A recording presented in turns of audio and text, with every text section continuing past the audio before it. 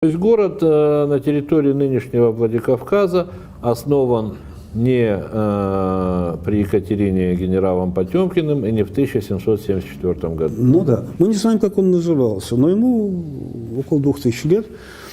К сожалению, мало что известно, но тем не менее находки блестящие, даже в тех небольших работах, которые нам удалось провести. Кстати, с 1961 года памятник стоит на стороне федеральной охране, но это никого не смущает.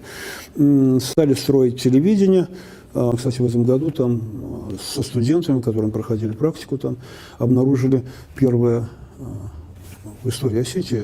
Зиленское городище не дало этих жилых сооружений. Здесь первое жилое сооружение. К сожалению, нам не, это вот первое здание, что называется, на территории Владикавказа, где-то 2 век нашей эры. Нам, к сожалению, не удалось его доследовать, нам запретили.